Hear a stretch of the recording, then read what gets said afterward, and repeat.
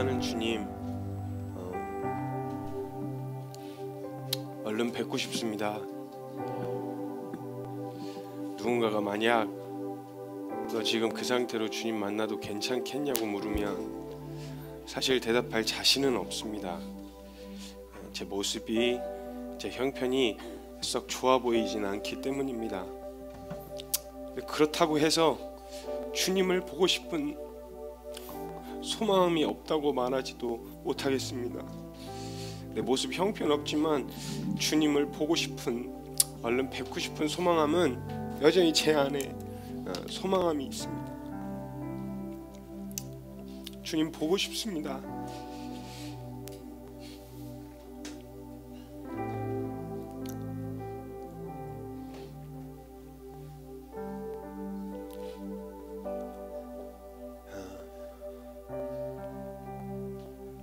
주님이 약속하신 말씀 붙들고 오실 때까지 견디겠습니다.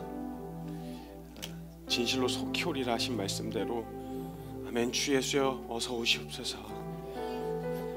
주님만 높여드립니다. 살아계신 우리 구주 예수 그리스도의 이름으로 감사하며 기도드리옵나이다. 오늘 말씀의 주제는 비대면 대면입니다. 사랑하는 여러분, 비대면 대면, 이 단어가 어떻게 생겨나? 이 단어를 딱 떠올리면 뭐부터 생각나시나요? 코로나. 이게 사실 비대면 대면이다라는 말 자체가 사실 코로나 때문에 생겨난 말이죠.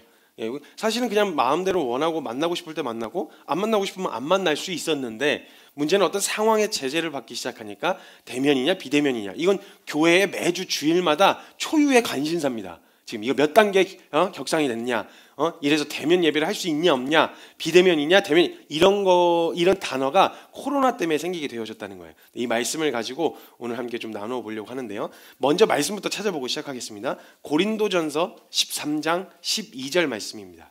우리가 지금은 거울로 보는 것 같이 희미하나 그때에는 얼굴과 얼굴을 대하여 볼 것이요, 지금은 내가 부분적으로 아나 그때에는 주께서 나를 아신 것 같이 내가 온전히 알리라. 아멘. 아까도 말씀드렸다시피 대면과 비대면이라고 하는 단어를 쓰게 된 가장 큰 이유는 코로나 때문이죠. 대면 수업, 비대면 수업, 대면 예배, 비대면 예배 등등 이렇게 만나서 이야기하고 모일 수 있는 이런 단어를 굳이 이런 단어를 붙여서 가면서까지 표현할 수밖에 없었던 건 모이면 큰일 나기 때문에, 이게 전염이 확산되기 시작하면 큰일 나기 때문에 오히려 그런 이야기를 쓰게 된 거죠. 그러니까 원래 우리가 그냥 대면으로 하는 것이 당연해서 이런 단어 자체를 쓸 필요가 없었는데 모이는 게 당연했었으니까요. 그리고 우리 대면으로 모일까? 이렇게 하지 않고 그냥 만나자, 약속 시간만 잡고 이렇게 만났으면 됐었거든요. 근데 이런 상황들이 펼쳐지니까 코로나라고 하는 상황 때문에 대면 비대면이라는 단어가 쓰여지게 됐다는 거예요. 근데 오늘의 말씀의 주제가 비대면이 옳으냐 대면이 옳으냐 이런 걸 논하는 주제가 아니에요.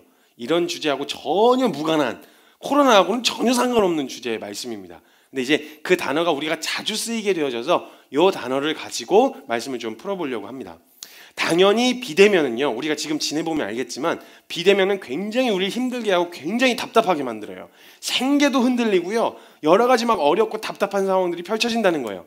원래 사람을 많이 안 만나고 사람을 접하는 걸 싫어했던 사람들에게는 괜찮을 수 있겠지만, 사람 모든 게 다 관계로 연결되어 있잖아요. 뭔가를 사러 가도 뭘 하려고 해도 사람들하고 다 연결되어 있기 때문에 만날 수 없다라는 거는 굉장히 우리를 힘들고 답답하게 만든다라는 거예요.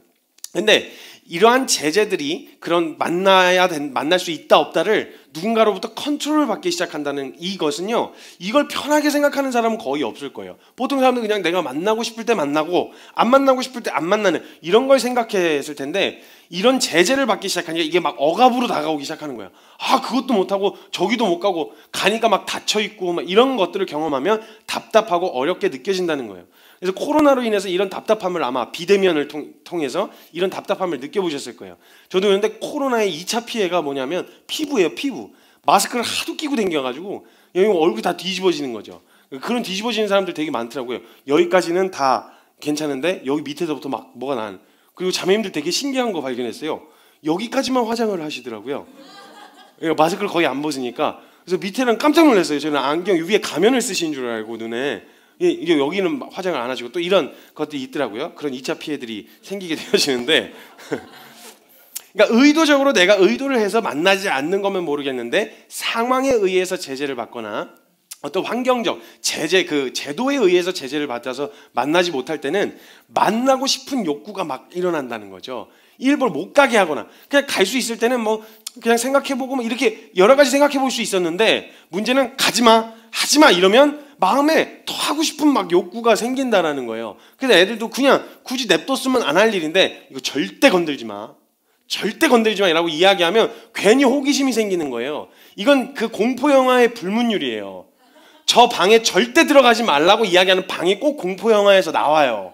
근데 희한하게 그 주인공들이 꼭 그 문을 열어봐요. 그러면서 영화가 시작되거든요. 그러니까 하지 말라고 하면 굉장히 그것에 대해서 뭐가 있길래 하고 하는 궁금증과 호기심이 막 유발되게 되어지거든요. 그러니까 못하게 되어지면 막 답답함이 더 극에 달하는 거예요. 원래 안 할 사람이었는데 하지 말라니까 더 막 이런 마음이 막 생기게 되어지는 거죠.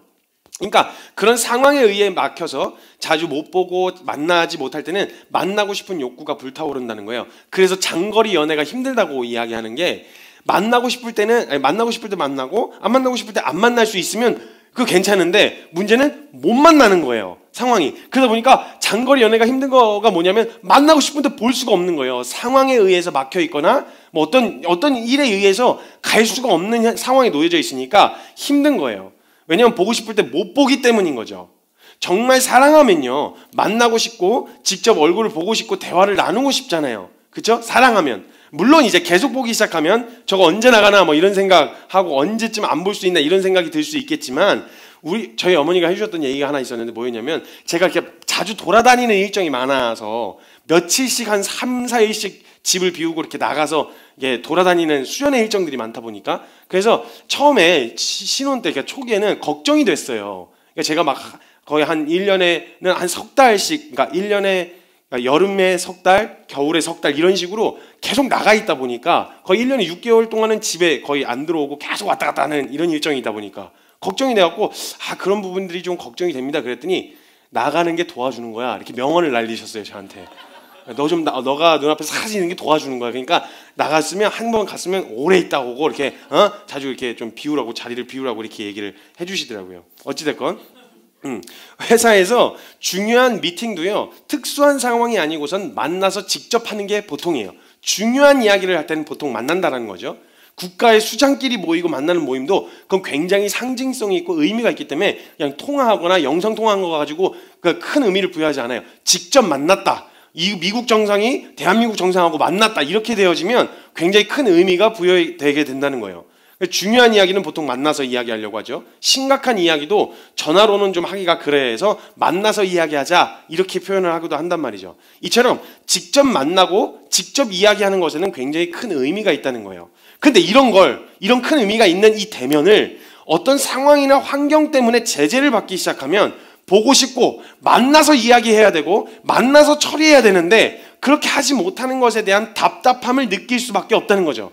그래서 여러분도 아마 그런 답답함을 느끼실 거예요. 그죠? 제재를 받는 거죠. 마스크라든지 아니면 만날 수 없는, 모일 수 없는 것에 대한 답답함을 여러분 느껴보셨죠? 네, 느껴보셨단 말이에요. 근데 제가 한 가지 묻고 싶은 게 있습니다. 이 주제가 원래 주제인데요. 묻고 싶은 게 한 가지 있어요. 우리가 코로나로 대면을 하지 못하는 비대면인 상황 가운데서 코로나로 인해 이 상황이 놓여지니까 답답함을 느꼈단 말이에요. 근데 한 가지 묻고 싶은 건요. 저와 여러분 지금 육체를 입고 있는 동안에는 제재를 받아요. 하나님을 직접 뵐 수도 직접 만날 수도 그분의 음성을 직접 들을 수도 없는 육체를 입고 사는 동안에는 이러한 제재를 받는단 말이에요. 그래서 이 땅에서 거하면서 하나님의 얼굴과 얼굴을 맞대고 이야기하고 교제하고 만날 수 없는 이런 답답함을 느껴본 적이 있으신가요?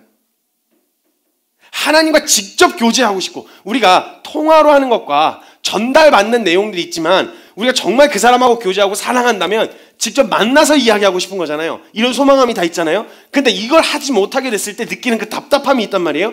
이걸 주님과 얼굴과 얼굴을 맞대고 이야기하지 못하는 그런 답답함을 혹시 이 땅에서 살면서 느껴보신 적이 있냐는 거예요.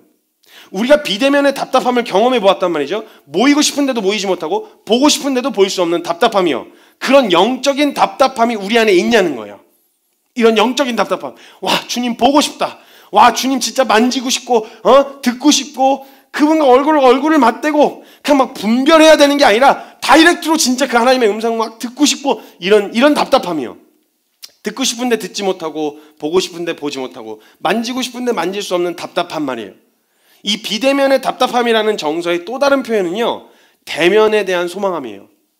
비대면의 답답함을 느끼고 있다는 말은 이꼬르 똑같은 정서예요. 대면에 대한 소망함을 품게 되었다는 거예요. 대면을 원하니까 비대면이 답답한 거거든요.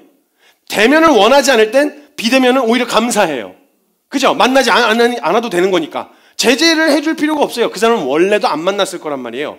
비대면의 답답함이라는 정서는 그 대면을 향한 소망함이 품어졌기 때문이라는 거예요. 근데 우리가 그동안 당연시 해왔던 것을 빼앗겨 보니까 비대면의 답답함을 처음 느껴보았고, 그로 인해 대면을 소망하게 되는, 만나서 교제하고 만나서 예배하고 이런 것들을 소망하게 되어졌는데, 만약 이런 답답함이 없다면, 비대면을 통해서 대면을 향한 소망함이나 비대면에 대한 답답함이 우리에게서 나타나지 않는다면 원래 가기 싫었던 거 아닐까요? 원래 거기 모임에 가고 싶지 않았던 것. 근데 명분이 주어진 거예요. 딱 명분이. 그러니까 좋아, 아주 좋아 이래가지고 그냥 그 자리에 그냥 퍼즐 앉아있는, 원래 대면을 원하지 않았던, 원래 그냥 그 자리가 얼른 피하고 싶었던 그런 자리는 아니었는지 돌아봐야 된다는 거예요. 만약 그런 답답함이 없다면 내게 있어 그 대상을 만나는 것에 대한 큰 의미가 없다고 생각하면 되는 거예요. 보고 싶고 만나고 싶은, 근데 지금 볼 수 없는 이 답답함, 이 정서가, 우리 영적인 답답함이 우리에게 느껴지고 있다면 만나고 싶은 거겠죠. 대상을 향한, 대면하여 보는 것에 대한 소망함일 거 아니에요. 그런데 이게 별로 답답하지 않고 그렇죠, 괜찮은데, 별 문제가 없는데 라고 한다면 내게 있어 그 대상을 만나는 것이 지금 내게는 별로 큰 의미가 없는 거예요. 지금 안 만나도 되는 거예요. 그러니까 지금 오실 필요는 없어요. 아니, 지금 오시면 좀 부담돼요, 주님이. 지금 내일 당장 오신다 이러면 여러분 아마 조금 부담되실걸요. 내일 당장 오신다. 우리가 그토록 원하긴 원했는데 날짜를 정해서, 우리에게 날짜는 안 가르쳐 주셨잖아요. 날짜를 정해서 가르쳐 주시면 조금 부담이 되실 거란 말이죠. 이런 답답함이 없다면 내게 있어서 그 대상을 만나는 것에 대한 큰 의미가 없다고 생각하면 된다는 거예요. 자, 한번 핸드폰으로 제가 자매님들끼리 연락을 하는 그 장면을 한번 본 적이 있는데요. 그 이제 되게 꽁트처럼 만든 거예요. 되게 재밌었어요. 근데 여러분, 핸드폰을 여러분이 가지고 있다고 생각해 보세요. 근데 전화가 오는데 받을까 말까를 고민하면은 그 사람은 별로 그렇게 큰 의미가 없는 사람이에요, 사실. 받을까 말까를 고민하면. 그리고 전화를 걸려고 하는데 걸까 말까를 고민한다면 그거 역시 마찬가지예요. 별로 큰 의미가 없는 사람이에요. 예를 들면 전화가 오는데 받을까 말까를 망설이는 전화는요, 회피 목적이 아니고서 그 전화에 대해서 망설이고 있다면 그 대상하고 그냥 기다리던 전화거나 만나고 싶은 사람이었다면 전화를 얼른 받겠죠. 근데 어떡하지? 그러다가 그냥 이렇게 더 덮어놓는 이런 관계는 별로 그렇게 큰 의미가 없다고 보시면 된다는 거예요. 전화도 뭔가 연락을 해야 될 것 같은데 이렇게 망설이게 되어지면 그것도 역시 큰 의미가 없다는 거예요. 근데 연결이 됐다 치죠. 전화가 연결이 됐어요. 근데 연결이 돼서 통화하는 첫 문장과 중간중간에 등장하는 문장 속에서요, 둘의 관계를 확인할 수 있는 대목들이 있어요. 문장들, 확인할 수 있는 문장들이. 발전할 가능성이 없는 관계에서는 보통 이런 문장들이 자주 등장합니다. 통화 중에. 어머. 자매님들끼리 통화하실 때 보통 이런 단어들이 많이 등장해요. 어머 잘 지냈어? 그러니까 평상시에 소통이 별로 없었다라는 증거죠. 어머 잘 지냈어? 어떻게 지냈어? 너무 보고 싶었어요 부터 시작해서 안 그래도 연락하려고 했어. 그 다음에 우리 꼭 봐요. 우리 꼭 만나요. 그 다음에 밥 한번 먹자. 그리고 언제가 괜찮아. 그냥 그러니까 명확한 날짜도 정하지 않고 계속 추상적인 이야기들로 계속 빙빙 돌리는 이야기 있지. 어머 언제, 그래 우리 꼭 만나자, 진짜 언제 한번 꼭 봐. 언제가 좋아? 이렇게 얘기할 때 6월? 6월은 좀 어려. 서로 막 날짜를 미루고 빈 날짜가 전혀 맞춰지지 않을 때, 이럴 때는 둘의 관계가 별로 발전할 가능성이 없다고 보시면 돼요. 빙빙 돌리고 자꾸 추상적인 대화로만 넘어가려고 할 때는 그냥 그렇게 보시면 된다는 거예요. 어찌됐건 오랜만에 연락이 끊겼다가 연결될 수도 있지만요, 진짜 발전 가능성이 있는 관계는요, 만날 날짜를 정하죠. 구체적이어진단 말이에요. 시간을 떼어서라도 만나려고 한다는 거예요. 만날 날을 한없이 뒤로 미루거나 정확하게 이야기하지 않는, 그리고 그것을 시간을 빼서라도 만나려고 하지 않는 이런 관계가 과연 친밀하다고 할 수 있겠냐는 거죠. 하루라도 진짜 보고 싶고 진짜 만나고 싶으면 정말 하루라도 앞당기고 싶은 마음이 들지 않겠어요? 정말 만나고 싶은 사람이라면. 그래서 날짜는요 구체적이고 명확해지고 앞당기려고 할 거란 말이에요. 이것이 비대면의 답답함을 가지고 있었던 사람, 즉 대면의 소망함을 가지고 있었던 사람에게서 나타날 반응이라는 거예요.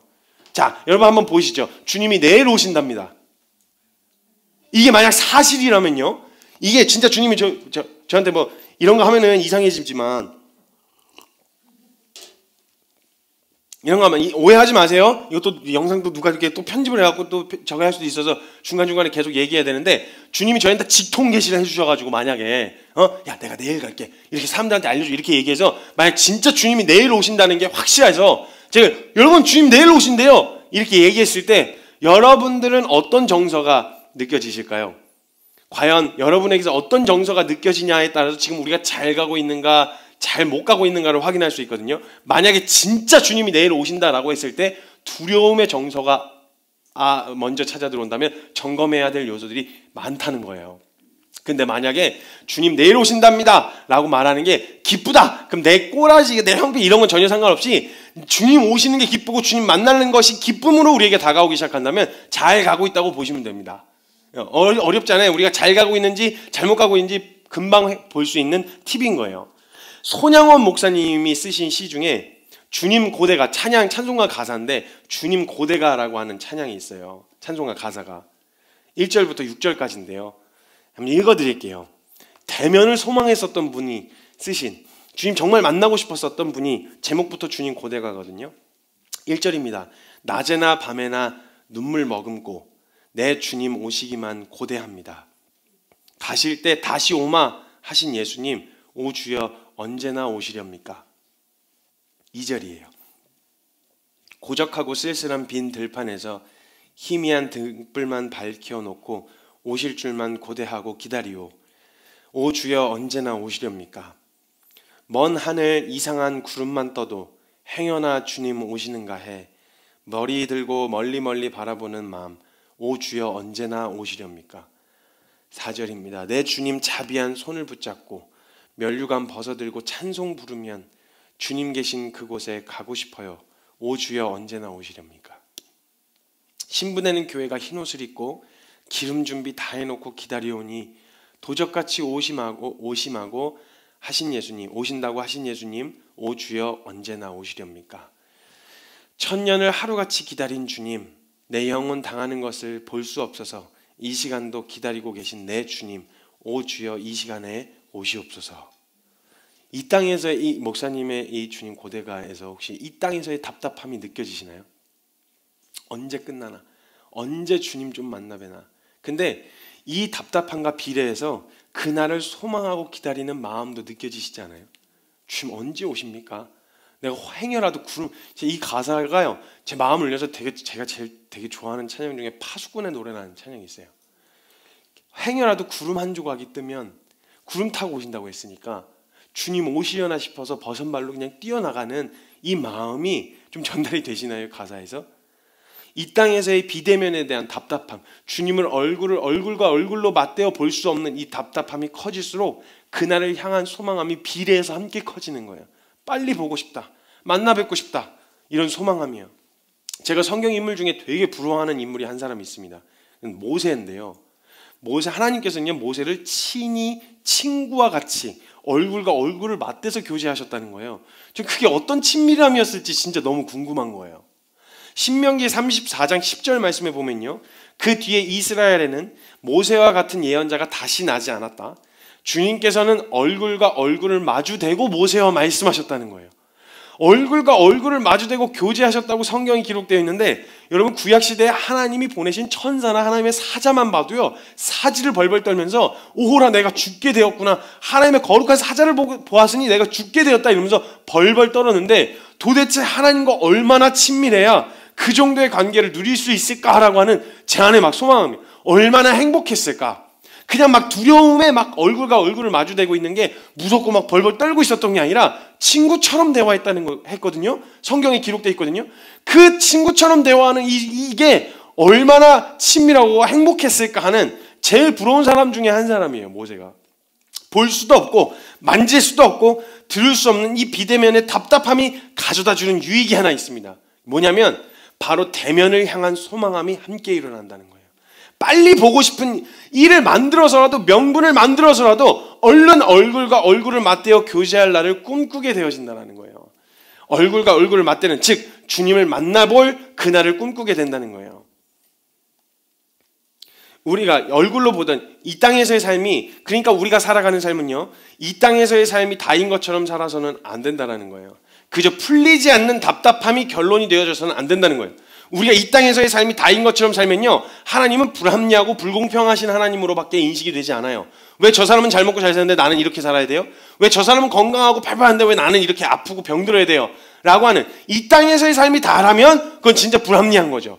이건 불공평한 거죠. 그런데 주님 말씀하셨던 거죠. 너 두려워할 사람을 두려워해라. 두려워할 대상을 두려워해라. 죽음 이후에 펼쳐지는, 이게 다라면 사람들이 눈에 보기에는 불합리하고 불공평해 보일 수 있겠지만, 전능하신 하나님 편에서는 영원이라고 하는 관점으로 보실 때는 전혀 이게 불합리하거나 불공평한 관점으로 볼 수가 없는 거예요. 그러니까 우리가 이 땅에서의 삶에 초점을 맞춰서 이 땅에서의 삶이 다라고 바라보기 시작하면 모든 것이 다 불합리해 보이는 거예요. 불공평해 보이고요. 그래서 우리가 그런 관점으로 봐서는 안 된다는 거예요. 이 땅에서의 삶이 다인 것처럼 살아서는 안 된다는 거예요. 특히 그리스도인이라면 당연히 주님이 약속하시고 예비해 놓으셨다는 본향, 즉 천국이 준비되어 있는데, 근데 그거는 그냥 나중 문제. 근데 이제 이후에 일어날 문제. 그러니까 이 땅에서의 삶에 집중한, 이렇게 되어지면 이 땅에서의 신앙생활이 고달프고 어려운 거예요. 왜냐면 하나님이 제때제때 안 도와주시는 것 같거든요. 느낌이. 하나님이요, 얼굴과 얼굴로 보던 예수님이 제자들을 남겨놓고 떠나시면서 이 땅에 덜렁 남겨질 제자들에게 예수님이 하신 말씀이 요한복음 14장부터 기록이 되어 있는데요, 1절부터 4절까지, 요한복음 14장 1절부터 4절까지에 이렇게 말씀이 적혀 있습니다. 너희는 마음에 근심하지 말라. 하나님을 믿으니 또 나를 믿으라. 내 아버지 집에 거할 곳이 많도다.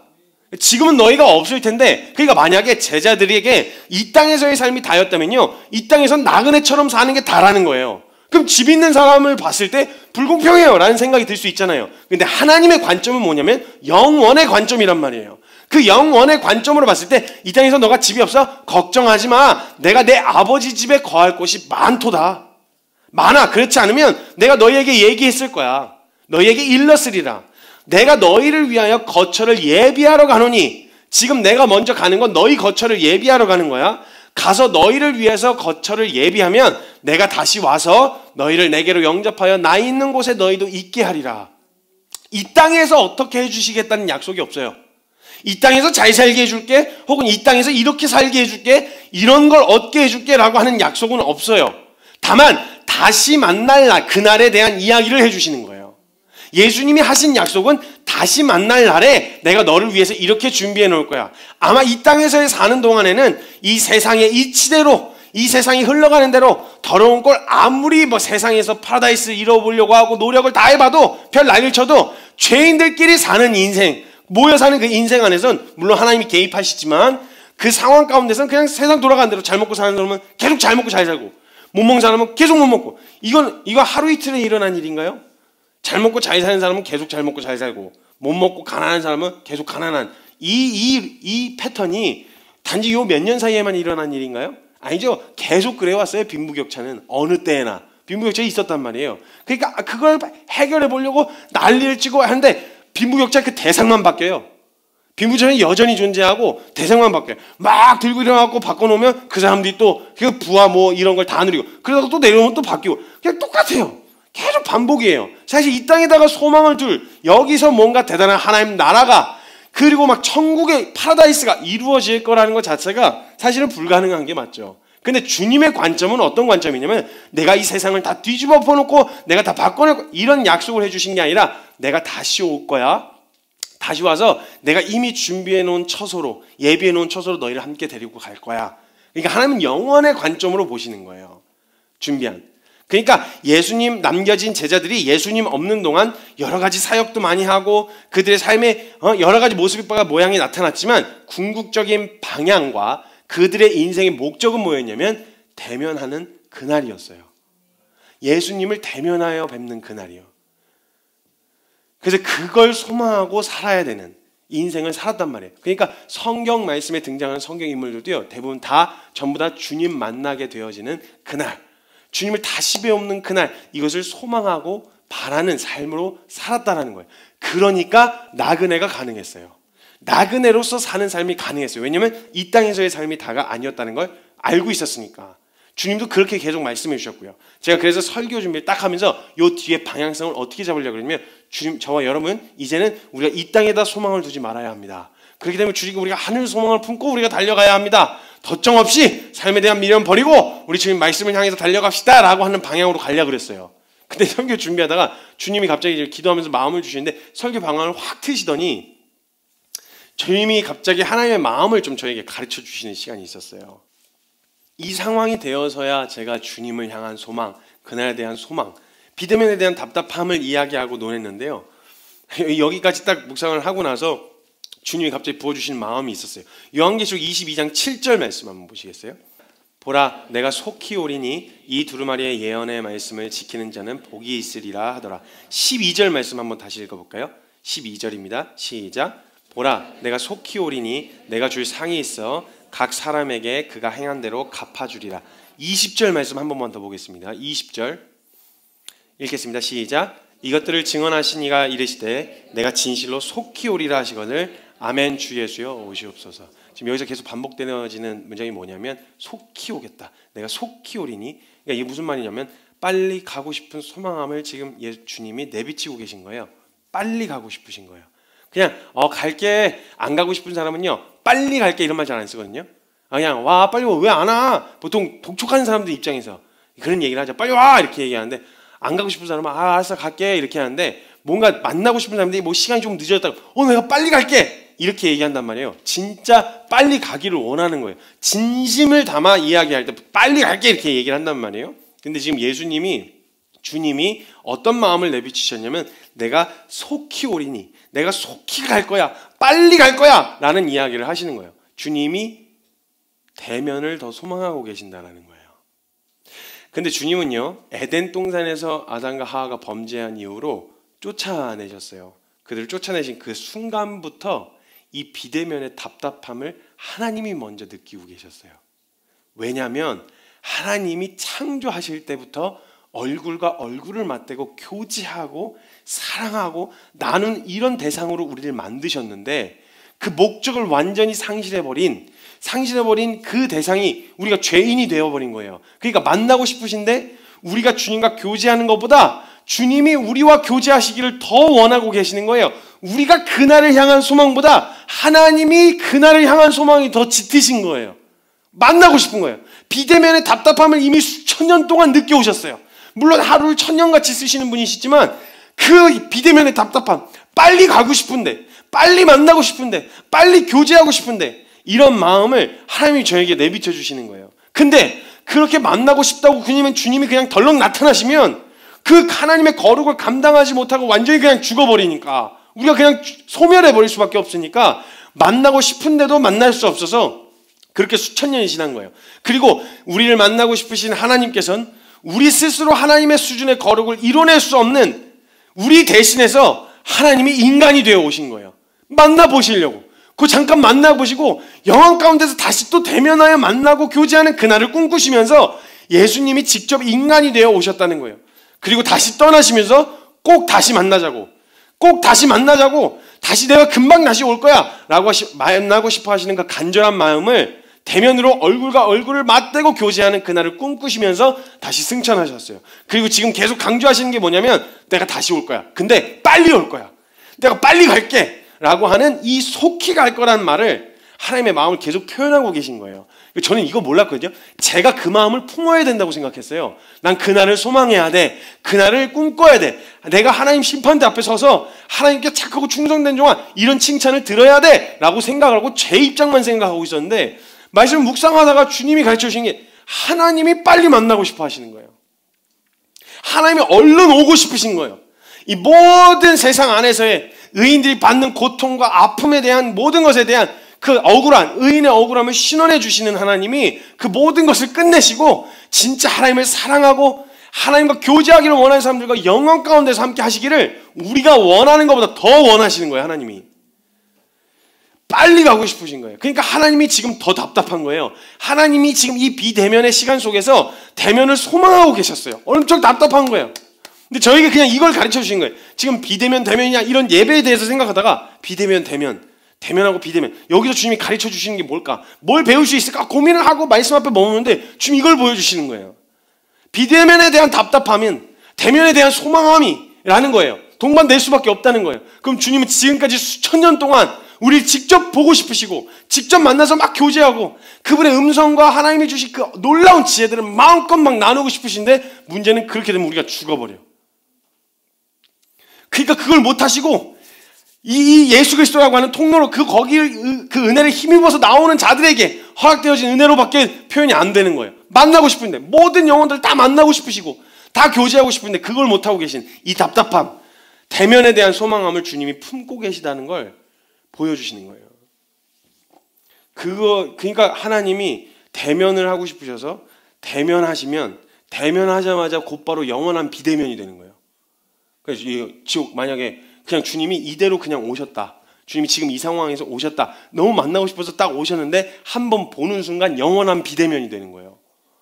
완전히 다시는 볼 수 없는 영원한 심판 가운데로 떨어질 영혼들이 너무 많으니까. 그러니까 한 번 오시는 거에 대해서 되게 신중해야 돼요. 왜냐하면 잠깐 얼굴 봐주면 그 다음부터 영원한 비대면이 펼쳐질 수도 있으니까.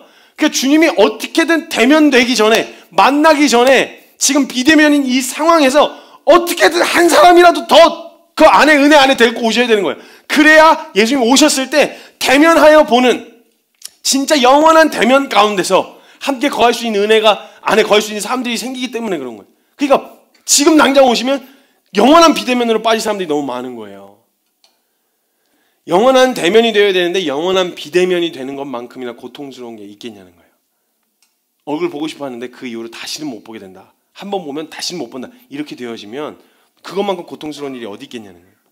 다 같이 보시려고 지금까지 기다리셨는데, 그래서 저는요 이 말씀을 준비하면서 하루하루 자꾸 주님 오시는 게 딜레이되고 늘어나는 이유가 다 같이 보시려고 지금껏 기다리셨는데, 오셨는데 다시 영원한 이별을 해야 된다고 한다면 주님이 그러니까 가시려다가도 한 놈만 더, 가시려다가도 한 사람만 더, 가시려다가도 아직 저기 못 들었잖아, 가시려다가도 이렇게 계속 하루씩 딜레이되고 있는 거 아닐까 하는 생각이 드는 거예요, 제 안에. 그렇다면 우리에게 현재의 비대면이 길어지고 그 시간을 허락하신 이유는 주님 배울 날 그 모든 이가 영혼 가운데서 하나님과 교제할 수 있는 산 자들로, 산 영혼들로 하나님 앞에 서기를 바라시는 마음 때문에 지금 이 비대면이 길어지고 있는 건 아닐까요? 그렇다면 우리도 정말 빨리 보고 싶고 주님도 오고 싶으신데 그러지 못하고 있는 이유가 있다면 다른 거 없다는 거예요. 잃어버린 영혼들 때문이라는 거예요. 최소한 그들이 하나님에 대하여, 하나님께서 준비해 놓으신 복음에 대하여 들어는 봐야 된다는 거예요. 그들이 스스로 선택하지 않아서 나 이거 은혜 뭔지는 알겠는데요, 그렇게까지 살고 싶지는 않아요. 스스로 선택했으면 어쩔 수가 없는데 문제는 듣지도 못한, 알지도 못하는 자들 어떻게 부르겠어요? 알지도 못하는데 들어본 적 없이 어떻게 믿겠냐고요. 그러니까 전해줘야 된다, 들려줘야 돼. 한 번은 얘가 믿을 자인지 누군지 모르잖아 너희가. 그러니까 들려줘야 돼 라고 이야기하시는 거예요, 주님이. 우리도 주님 빨리 보고 싶고 주님도 오고 싶으신데 못하는 이유는 잃어버린 영혼들 때문이라는 거죠. 그럼 최소한 그들이 하나님께서 준비해 놓으신 은혜는 들어봐야 된다는 거예요.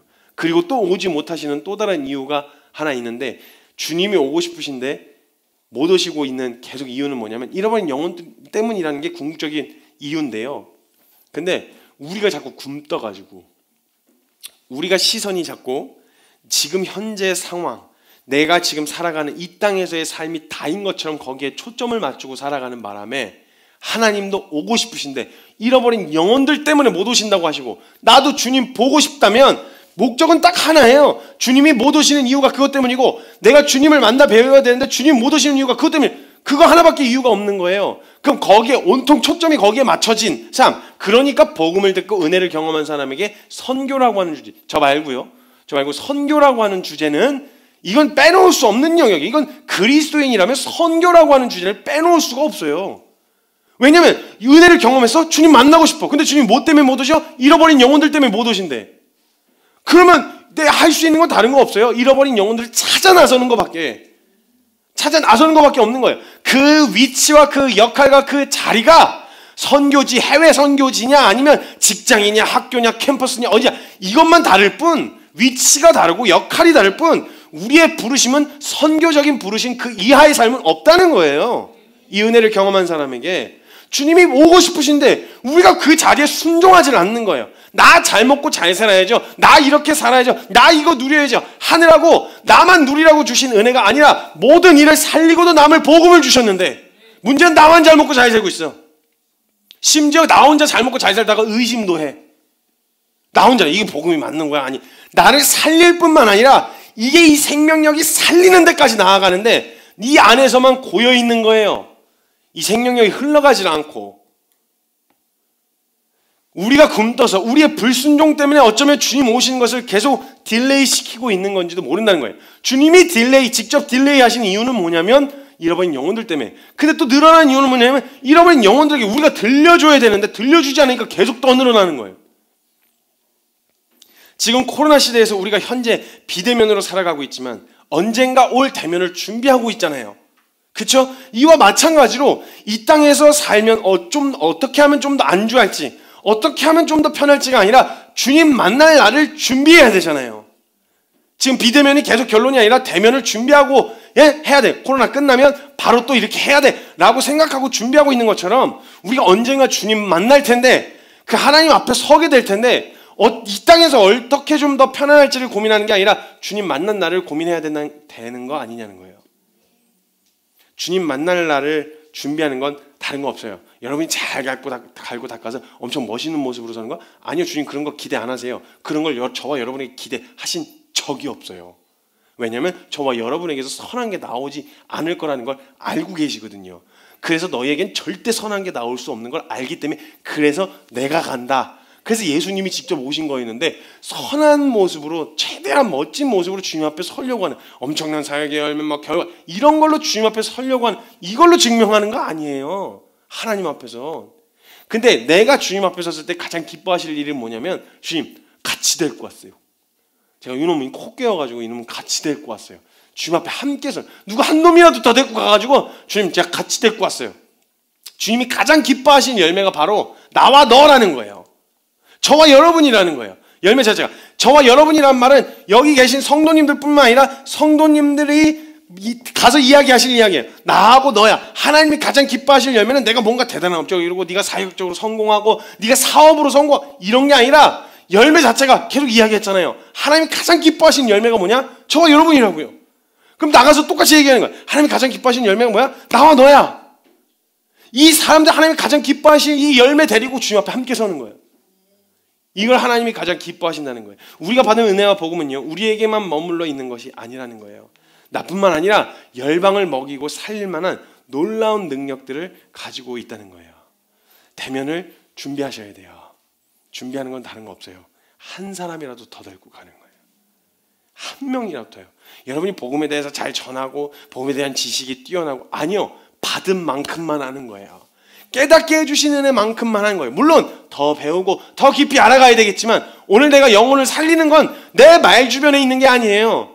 내 말솜씨에 있는 게 아니에요. 내 스킬에 있는 게 아니에요. 말씀이 그를 살릴 거란 말이에요.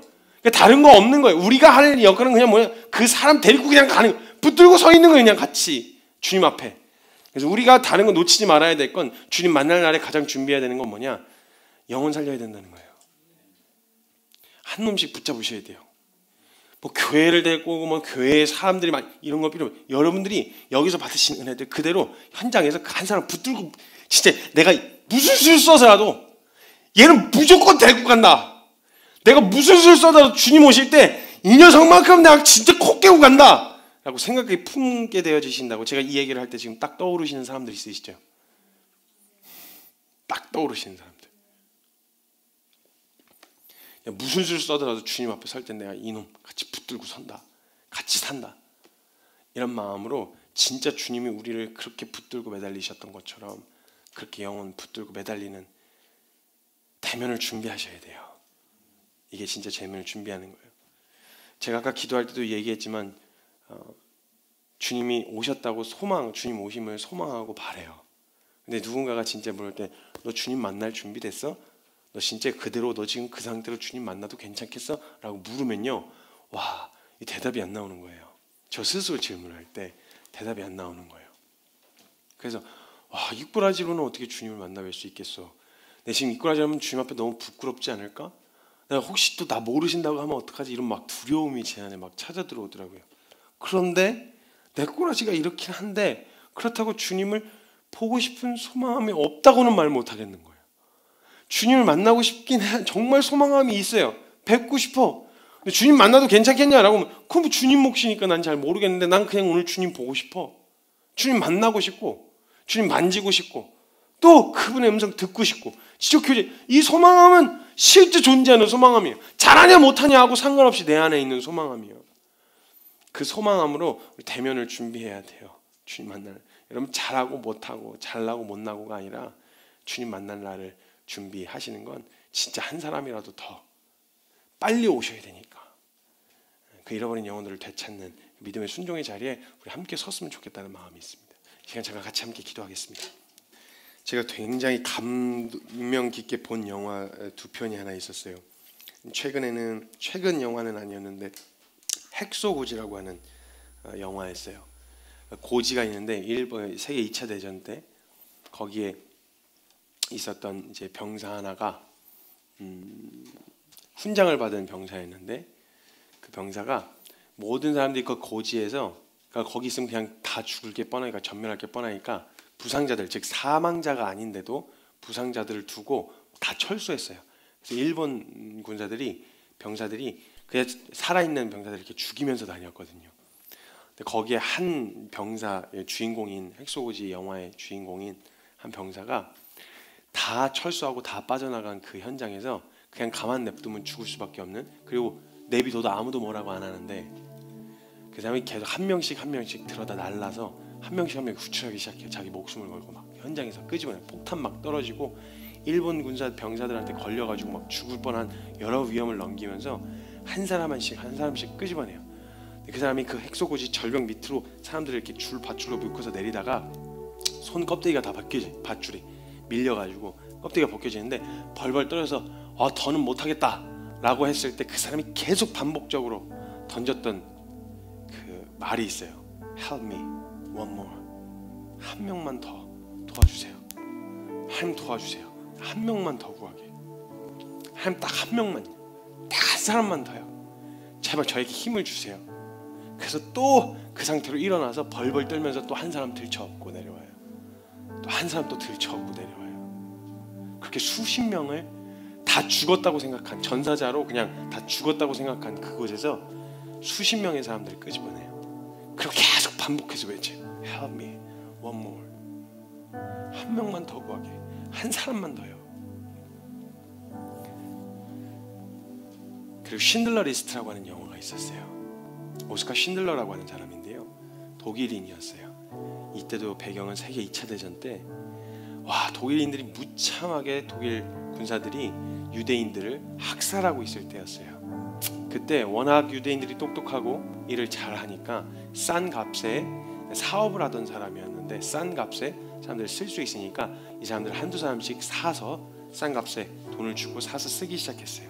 그런데 보니까 그 수용소에서 빠져나오면 이 사람들이 이 회사에, 이 쉰들러라고 하는 사람의 회사에 있으면 살게 되어지는 거예요. 이걸 어느 순간 발견하게 된 거예요. 그러니까 사람 몇 명 더 추려라 해서 돈을 주고 사람의 이름을 쓰는데 그 리스트에 적히면 이 사람들은 그 지옥 같은 수용소에서 빠져나올 수가 있는 거예요. 그냥 독가스와 그냥 막 총살과 그냥 학살이 그냥 자행되어지고 있는 그 지옥 같은 곳에서 그 리스트에 적힌 사람이 나올 수 있는 거예요. 그러니까 그 리스트를 적는 사람이 쓰다가 그 쉰들러한테 눈빛을 보내요. 몇 명만 더 써달라고. 그러면 돈이 막 이제 사업을 풀려고 사람들 쓰고 있는데 나중에는 사업 자본까지 다 끌어들이면서 그 사람들을 사기 시작해요. 그래서 5명만 더 써라. 그래서 5명을 더 써요. 그 사람이 또 쓰던 사람이 자기가 유대인이니까 한 사람만 더 쓰고 싶은 거예요. 쳐다보면 그래 3사람만 더 써라 이래갖고 써서 그 사람이 살린 사람이 1200명이에요. 그 사람이 살린 사람이 대단한 업적이죠. 근데 그 사람이 연합군이 치고 들어오고 나서 그 독일군이 패전해서 뒤로 물러날 때 쫓겨날 때 이 유대인들이 이 쉰들러라고 하는 사람을 숨겨줘서 얼른 도망치게 해줘요. 이 살려준 유대인들이. 근데 마지막 도망치는 순간에 그 쉰들러가 보인 반응이 어떻게 하냐면 그 살려놓은 사람들 이렇게 쭉 둘러보는데 한 사람만 더 할걸. 내가 이거 반지 팔았으면 2사람 정도 더 구할 수 있었을 텐데, 내가 이 배지 이거 팔았으면 내가 한 사람이라도 더 해볼 수 있었을 텐데, 내가 이 자동차만 팔았더라도 한 10사람은 더 살릴 수 있었는데 내가 그걸 왜 못했나 이러면서 막 가슴을 한 사람만 더 하는 이 막 애통과 절절한 마음으로 막 거기서 부르짖는 장면이 나와요. 제자들은요, 예수님 가신 다음에요, 자기 때 주님 오실 줄 알았어요. 그래서 뭔가 자기를 정돈하고 자기의 삶을 어떻게 산 이런 거에 집중한 게 아니라, 그래서 빨리 뛰어다니면서 한 사람이라도 더, 진짜 진짜 주님 곧 오신다니까, 한 사람, 너 이렇게 있다가 진짜 큰일 난다고, 한 사람이라도 더. 모든 세대를 살았던 그 이후의 교회의 역사가 이어져 오는 모든 순간마다요, 주님을 따랐던 사람들은요 다 그 날을 소망했어요. 그리고 다 마치 자기 세대에 주님 오실 것처럼 살았어요. 그래서 자기 때 주님 오셔, 내가 봤을 때 진짜 곧 오실 것 같아. 근데 사랑하는 내 친구들, 내 가족들, 그 열방에 한 번도 복음을 들어보지 못한 영혼들, 이거 어떻게 이대로 주님 오시면 큰일 나는데, 그러니까 그 사람들은 마음은 너무 조급한 거예요. 그래요, 막 여러 가지 이유로 꼭 그렇게 살아야 되냐, 그게 믿음이냐, 아니요, 그런 얘기 하고 싶지 않아요. 그런 얘기를 하려는 게 아니에요.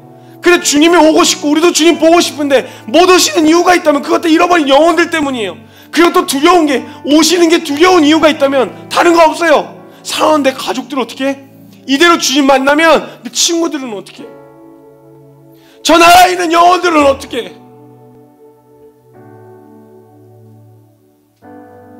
그래서 오시기 전에 한 명이라도 주님 앞에 더 데리고 가려고 그냥 막 악착같이 자신의 삶의 영역에서, 삶의 자리에서, 맡겨주신 자리에서, 보내신 자리에서 한 명이라도 더 데리고 살려고 몸부림치고 살았던 삶이었어요. 이걸 뭐 극단적이라고 표현할 수 있겠어요?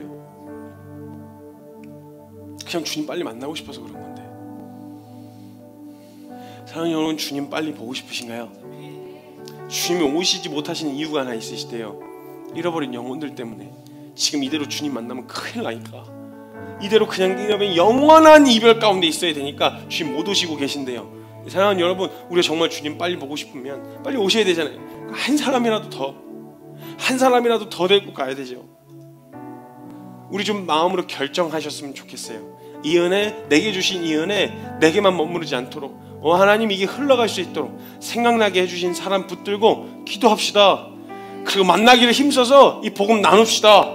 어떻게든 머리채를 붙잡아서라도, 위험한 곳에 서 있으면 내 사랑하는 사람이라면 머리채라도 붙잡고 끌고 나오려고 할 거 아니에요.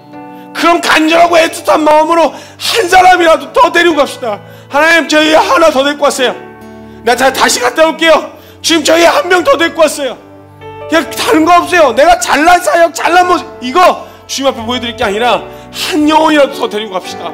주님 앞에 한 사람이라도 더 세우십시다. 우리 그런 마음으로 좀 결정하시는 시간이 되셨으면 좋겠어요. 생각나시는 사람도 있으면요, 말씀과 복음을 나눌 것을 결단하시고요, 그리고 그를 위해서 계속해서 기도하는 이 기도 놓치지 않기로 결정하셨으면 좋겠어요. 이건 우리에게만 머물 은혜가 아니에요. 우리만 누리고 우리끼리만 누려야 되는 은혜가 아니에요. 온 열방을 살리고도 남는 복음이에요. 살려야 돼요. 한 사람이라도 더 살려야 돼요. 우리 그 자리에 함께 뛰어드는 저와 여러분 되셨으면 좋겠어요. 우리 그냥 주저앉아 있지 않을 거예요. 열방을 향해서 뛰어나갈 거고, 세상을 향해서 뛰어나가서 한 사람이라도 더 건져냅시다. 우리 그런 마음으로 함께 통성으로 기도하며 나아갔으면 좋겠습니다. 기도합시다. 하나님 감사합니다. 주님.